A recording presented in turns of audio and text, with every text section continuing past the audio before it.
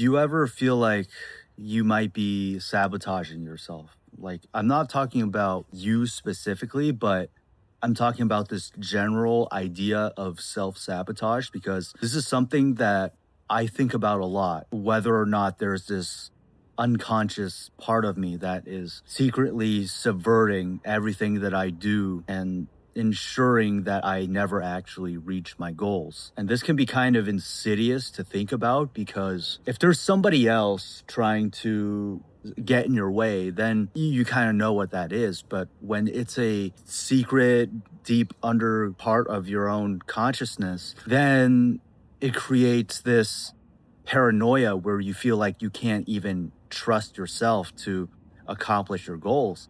And ironically, very often that is what sabotages you. But I think in our own lives, we all know people who might say that they're working on some goal or it's their dream to do X, Y, or Z, but it's almost like they never make any real progress towards it and they're just always talking about it. And the thing is, the mainstream hustle culture, masculinity guru orthodoxy is just going to say that you're not working hard enough and you just need to grind more. But I think there's an element of unconscious self-sabotage and self-identity that isn't really talked about enough. The thing is, it's our thoughts that create emotions, and those emotions create belief systems which influences our day-to-day actions, and that is what creates our results. So in a way, it's like our thoughts create our reality. And most people are thinking, I would say 95%, the same thoughts that they thought the day before and the day before that. So, given that whole process, it's totally understandable that people are creating the same reality day after day. And then that turns into years where they might be talking about doing something that they might want. They might be talking about their dreams, but it's like they never really go anywhere because their thoughts and their belief systems are kind of staying the same. And look, I totally understand that there's an element of practicality in this. Like the economy is trash and people got to do what they got to do to pay bills. I totally understand that and I'm not trying to dismiss it at all. But what I want to explore is this idea that the mind that evolved to keep us safe is also trying to keep us from experiencing disappointment and preserving our sense of self and sense of ego. So it doesn't really like situations in which could possibly lead to disappointment.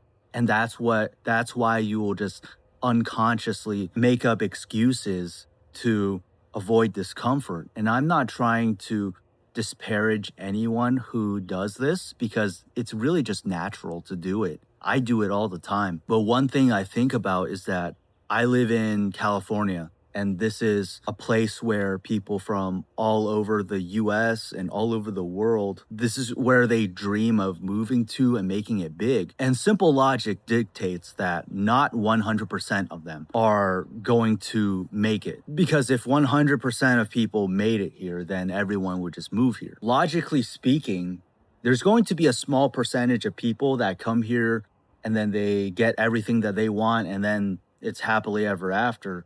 But there's also a percentage of people who they might come here, they might totally fail, and then they might have to move back to where they came from in shame. Like that is a possibility, and I don't think we should discount that. But there's also a percentage of people who move here, they chase their dreams, and then maybe they realize that it's not really what they want, and they discover something else that they're more passionate about.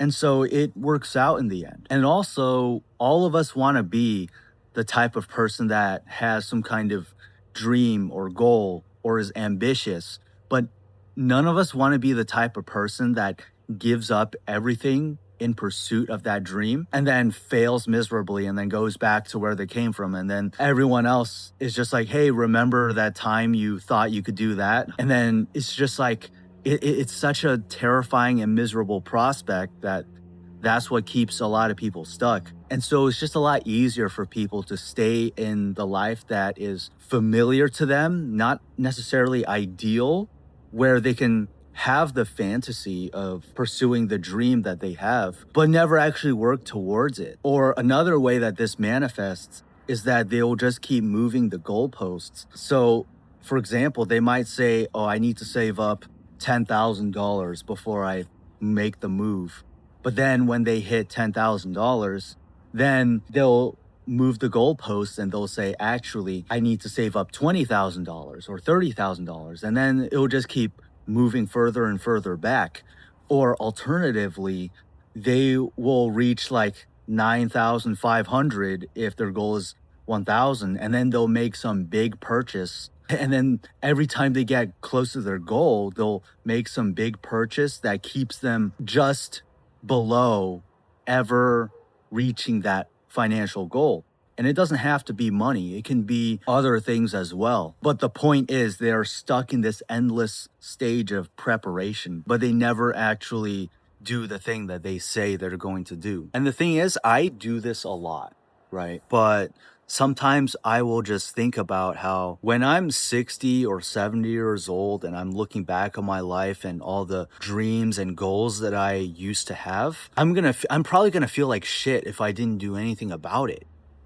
For example, I have this goal of traveling to all these different places in the world, and I would really hate it if I grew old and I looked back and realized I never actually did it. And then I would think, why didn't my younger self do that?